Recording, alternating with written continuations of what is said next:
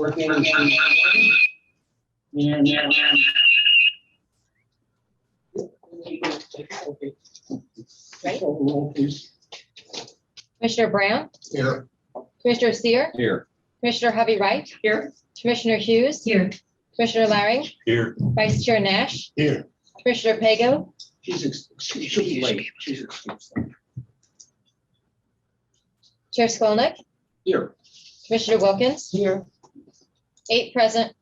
Okay, we have the quorum. The next item is the approval.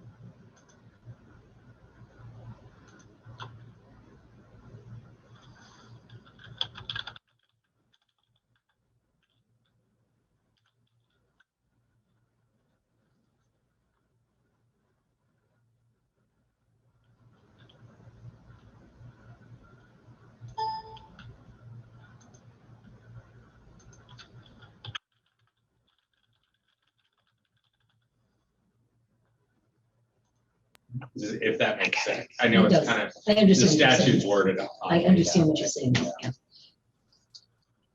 Okay, we'll do a voice vote on that then. All those in favor say aye.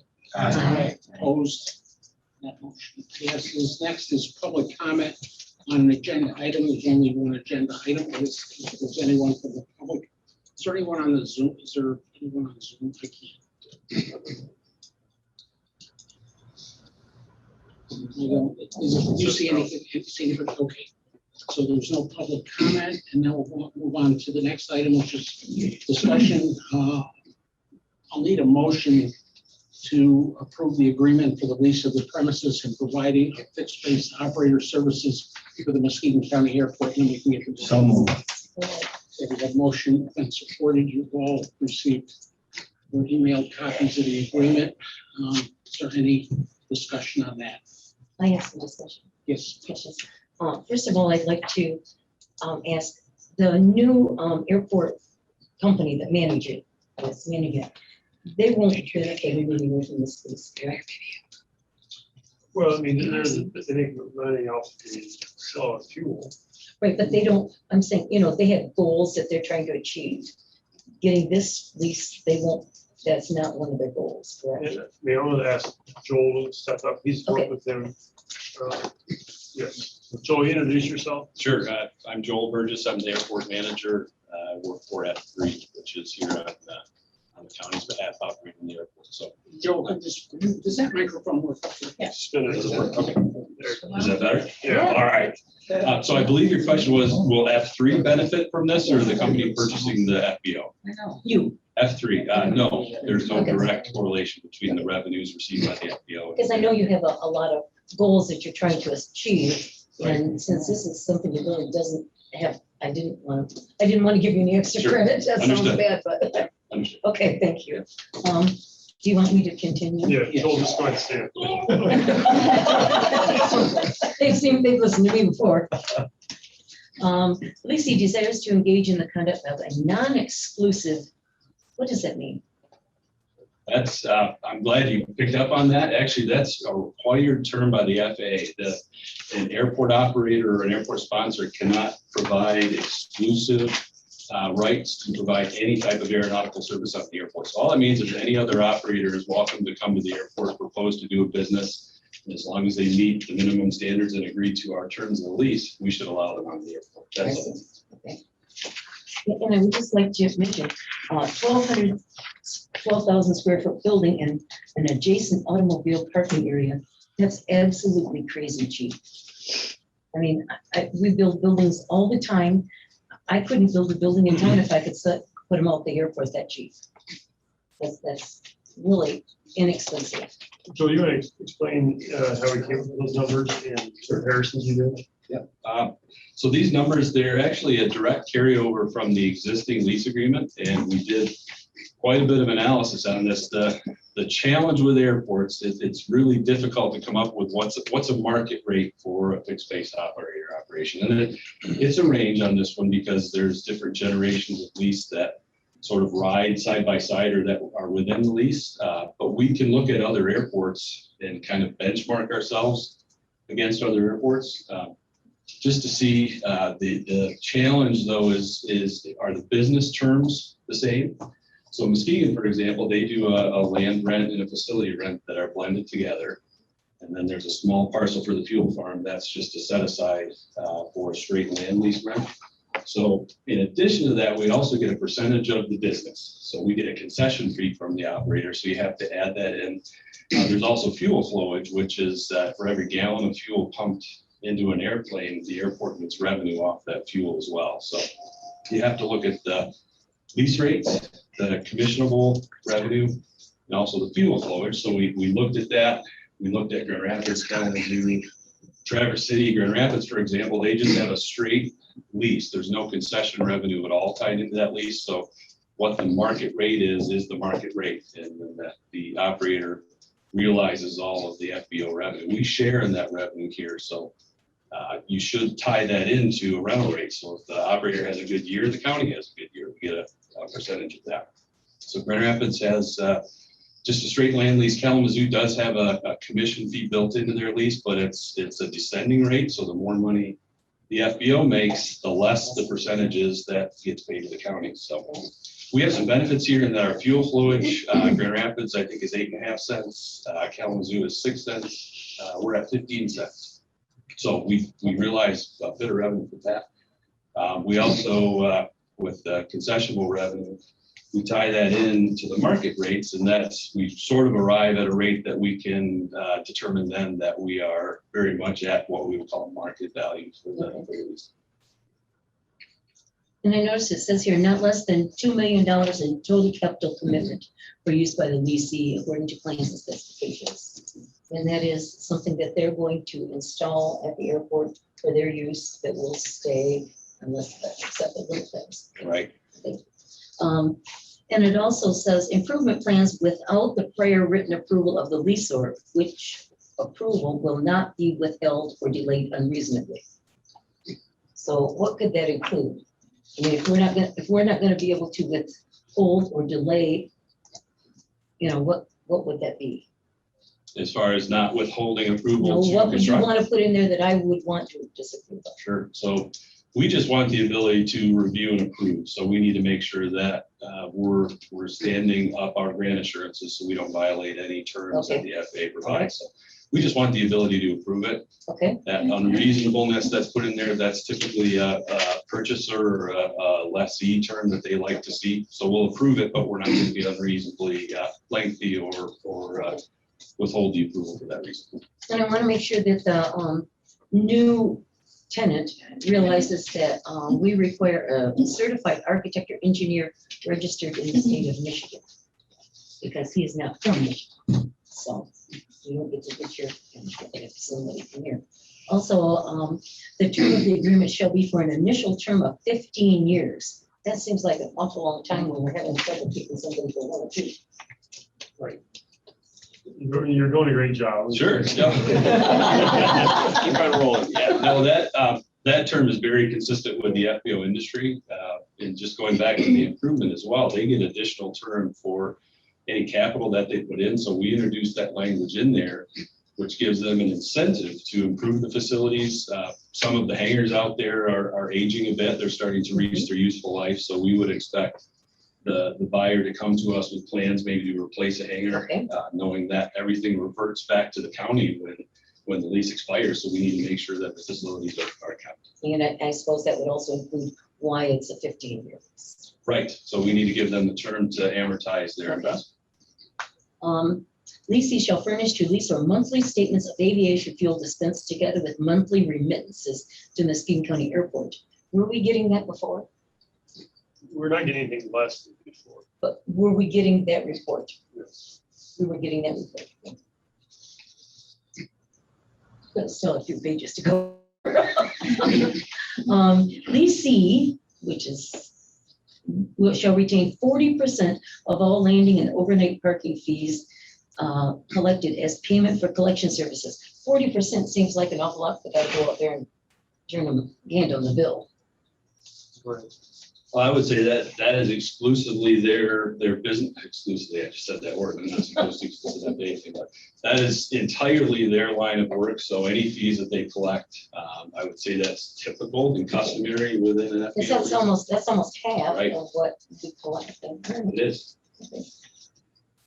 It also says, leaseor shall not be responsible for minor repairs and maintenance costing $1,000 or less, or any repairs to the premises resulting from acts or omissions. What happens if they did it?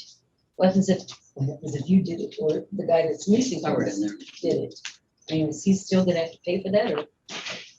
Yep, any acts of negligence or omissions by the lessee, it would be their responsibility as long as it's proven to be so. Says leaseor shall not be responsible for minor repairs and damages costing $1,000 or less, or any repairs to the premises resulting from acts or omission of negligence.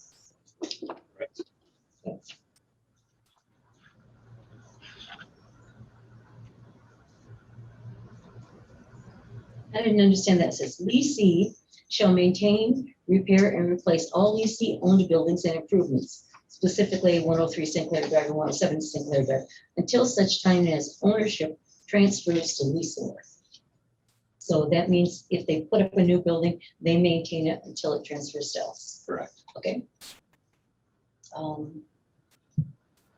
Also, it says here, leasee shall be responsible for minor repairs and maintenance of the premises costing $1,000 or less. Is that per incident? I'd probably refer to Scott Hogan, who's the attorney on that one, but I would interpret it to be so. Okay. You know, What Scott, page you on again? Scott 14, Mr. 14. Here, Scott, that's page 14. He's unmuted.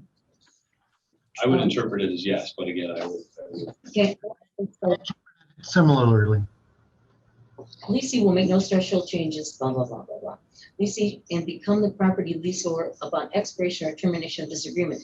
This doesn't say anything about local permits or anything like that. It just says they will get something, obtain written approval from us. What about, doesn't say anything about them having to go to the building inspector or get a variance or anything. I believe it does in the construction It does. section. That says I'm they under will structural comply. changes. Sure. That's something again, Scott can help, Okay. help answer, but Okay. it certainly refer to Okay. a local. Okay, and this just doesn't make any sense. Leaseor, in its reasonable judgment, determines that it is necessary or desirable so to do in order to preserve. I think it should be to do in order to preserve. It's just, What page is that? I'm sorry. that's the very top of page 18. I think we just have an extra word in there. Utilities. Who pays for utilities? The lessee pays for utilities, both directly and also by a chargeback. Some of the utilities are co-metered, so we will charge them back, the ones that are co-metered. Okay. That was kind of hard to Scott, are understand. you on? Can you hear us? I can hear you, yes. Can you field those two questions?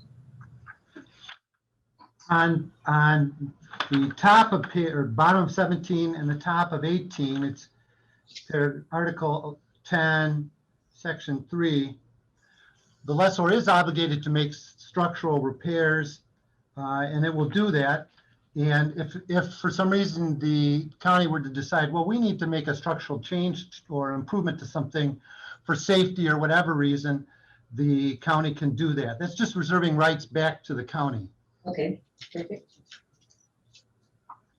And other question? Something on a misspelling or a misword, Oh, yeah. 18. Yeah, it says, leaseor, in its reasonable judgment, determines that it is necessary or desirable so to do in order to preserve the structural safety of the premises. I think it should say, or desirable to do so, not to do. Which section are you in, Susan? I'm on the very top line of page 18. I don't have page numbers, which article and line. Okay, never mind. Thank you, Marcia. Article 10, Section 3. Oh, This yeah, is, that's just this typographical error. Yeah, it's just a typographical error, and I don't know if we need that corrected or not. We can do that easily. Okay,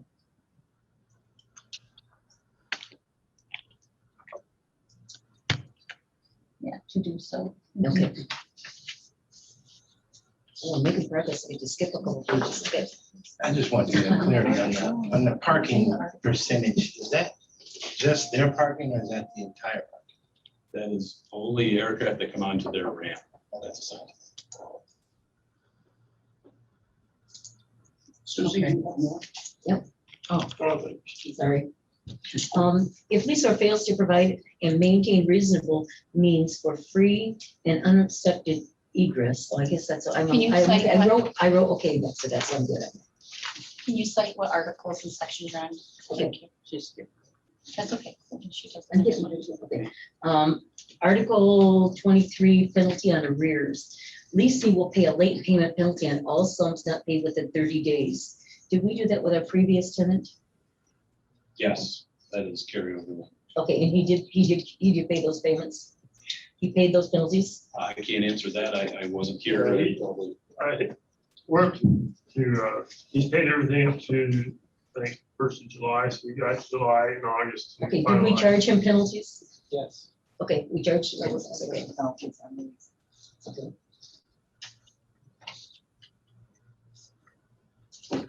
I'm good. Okay, is there any, oh, Marcia, go ahead. Okay. Susan asked a lot of the questions I had, so, okay. First of all, where did this lease come from? Is this a template is this what we had before? This is drafted by Scott Hogan, which works with Attorney Hornier. This is based on the existing versions with executive air. So we took the existing ground lease and FBO agreement and added some things to them and added some terms, but it's basically similar to what is in existence right now. Okay. And the office, will that, when it says full service, does that mean it'll be open full time? It will be open during the reasonable hours of commercial aircraft activity. So what are the current hours? 7 until 10. And we certainly have the right to go to them if we have anybody who's missing service or is not unable to get services. All right, okay. And the amount of 144,000, is that comparable to what is being paid currently? The annual rate? Yes. Yes, okay. You said the 15 cents per gallon for aviation fuel, that's an industry standard, is that what you said? I think it's even on the premium end. So again, that's additional revenue, at least in the regional market. Okay. Let's see. The other thing is about, on page 20, the bottom, section 5. I was looking for something about an audit because some of the income is, from concessions, which, I would think we'd want some checks and balances there, and also from parking. And this only, I'm not happy with what this says. It says at its option and cost, the lessor may cause at any reasonable time with 5 days written notice, a complete audit to be made. That doesn't seem, that's not consistent with any nonprofit that I've ever been on the board of. It's, an annual audit is done at the expense of the nonprofit. I mean, I don't know why this is written this way. I don't know, I don't have a problem with that. Yeah, Scott, do you have a, It was a carryover from the existing agreements.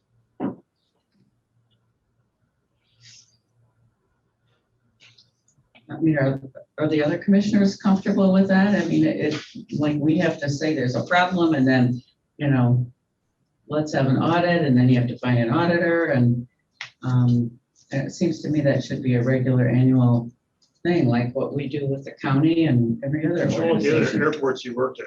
Do you see other language? Yeah, so I've negotiated airport FBO agreements and deals in Grand Rapids and Savannah, probably 5 or 6 deals over the years. And this is consistent. Actually, it's a little more demanding than some of the ones I'm used to seeing. Typically, it's a 15 or a 30-day ask for audits and records. So to say we have 5 days to go in and demand this information, I think is certainly reasonable. And we've had good success going to the FBO asking for additional information. So I would say the process seems to be working. I have a question regarding that. Wait, I'm not I'm done. sorry, Martha. Yeah, okay. On page 21, personal property tax. And it says that government entity shall legally assess any personal property tax on the premises. We own the facility and they're leasing, so that doesn't seem like it would apply. Is that Right. correct? Terry informed me today that there's statutes that says they cannot, local communities cannot put property tax onto airports. Oh, okay, all right, that settles that. I think that's all. And just one thing to note as well, this lease does encompass properties and facilities that are owned by the operator and also owned by the county. There's a mix of facilities as well. Okay, that's all I had, thank you. Melinda, did you have more? I do, I don't have a paper copy, so regarding to what Commissioner Hovey notated on this audit, you said you've developed other language consistent, this is actually more demanding. I just wonder, how often have you actually come upon the experience where you've had to request the audit? How often has that happened? Probably with every operator I've ever worked with in some form or another. Okay, It's not annually. Really, it's been more of a check and balance or non-demand. And usually the partnership is solid enough where we just go sit in a conference room and go over the reports directly. If we have questions, we'll ask them. If we need to hire an auditor and bring an auditor in to do a formal audit or render an opinion, we can certainly do that. But typically the terms are straightforward enough where you can interpret them. thank That would you. be at our expense, right? Yes, unless there Because are that's the question. findings of significance, and then that cost would be transferred to the lessee.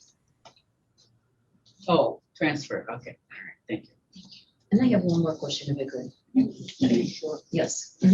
I may have 3 of you mess with me. Parking fees. The parking lot, we have that little thing that, you put your token in or whatever on that. Now, are we not gonna get the fees from parking anymore? Just to clarify, this is aircraft parking. This doesn't have to Okay, do with the it's parking. not- lot in front of the it's not- terminal. okay, not physical Aircraft parking. parking, correct. Okay, We don't pay. okay, just wanted to make sure that I understood that. Mr. Ladd. So you mentioned some comps, Kalamazoo, what are they renting hangar space for by square foot? What's their fee?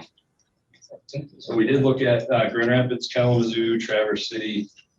Kalamazoo, and just to kind of benchmark it, again, this is raw rentals, dollar per square foot, as we've indicated, at least it doesn't tie in the commissions. Oh, I got that. Fuel flowage, okay. So the Muskegon range is $1.70 to $3.05. Grand Rapids, $1.80 to $3.85. Kalamazoo, $1.47 to $2.77. And in Traverse City, I just have a raw land rent. I was trying to compare the fuel farm facilities. Our fuel farm is currently at 13 cents a square foot. Their outside of the fence, undeveloped land starts at 24 and goes to 28. So if you adjust for the commissions and concessions, I think we're right in that sweet spot. So can I continue? It seems like very equitable lease, and the purpose for this, I'm assuming, is to drive traffic. because we're definitely not making bank off our lease agreement. Is that the strategy that I'm understanding? Is just to drive air flights in and out of Muskegon, why we would lease property so cheaply? I mean, I'd love to go and store boats in there or something. I would say we're actually right at market. I don't think we're underselling or undercutting the market at all once you tie in the. Well, I'm talking about Muskegon proper. Sure. So I mean, if we're looking at, these hangars are not elaborate buildings. And so if we're just looking for warehouse space or storage space, that'd be a heck of a deal. When we talk about the airport, I'm wondering the general strategy is to drive air traffic in all of these airports that we're driving. Is that why the lease agreements seem to be less at airports? Yeah, unfortunately, it's a question asked by just about every commission I've ever worked with. You just can't tie surrounding industrial warehouse, real estate, commercial real estate. There's no tie between that and what an airport can market at or what a market rental is for airports. There's just no correlation there. We can't lease an aircraft hangar that's been built on land that the FAA purchased. We can't lease that to somebody who wants to build boats or store whatever it is or make widgets there. We just can't do it on the FAA. So our benchmarks are surrounding peer airports and also airports our size in the region, which again, I think we're right there in the market. Thank you. I have one question. This would be for Mark. Mark, do we have stuff from the sheriff's department stored out there? Yeah, there's one hangar. It's, I wouldn't say it's on the north end of the airport. We went through there, gosh, a month ago to look at that and see how much material. They have a lot of equipment in. I think moving to 10 parking stalls. It's kind of what they're doing. Outside the fence? Yeah. Yes. I'd say that's pretty close. Yeah. So we mapped there, as public works director, looking for other spaces. We haven't found anything that would hold that. What about out at wastewater in the building that we moved out of? Yeah. Those things. That's a possibility. But the request is to have something more central. I understand the your county. request, but Yeah. in all honesty, when was the last time you even went in there? I mean, we don't have somebody drop a bomb on us very often. Thank you. Thanks for saying that. Yeah. Are you allowed to say that? But yes, to answer your You know what I mean? They I still mean, have space. that's emergency equipment and Now Humvees he and stuff. said it. Yeah. Okay, I'm sorry I said bomb. We're not on an airplane, so I think it's okay. All right, is there anything else? One more Yes, question. sure. I know we're looking for this new airport to develop other avenues for transportation. But we looked at this and F3 looked at this and looked at how this could impact our regular commercial flights? I don't know that there's a direct tie there. I think we just need to make every effort to the commercial flight specifically. The FBO provides a service to the airlines, but it's typically just refueling and to store the airline's fuel. So there really isn't a direct tie between the fixed base operator and the airlines. We need to really focus on the airline marketing, which we're doing currently, which I think will hopefully grow that service as well. I have one other question. This is not a hard one.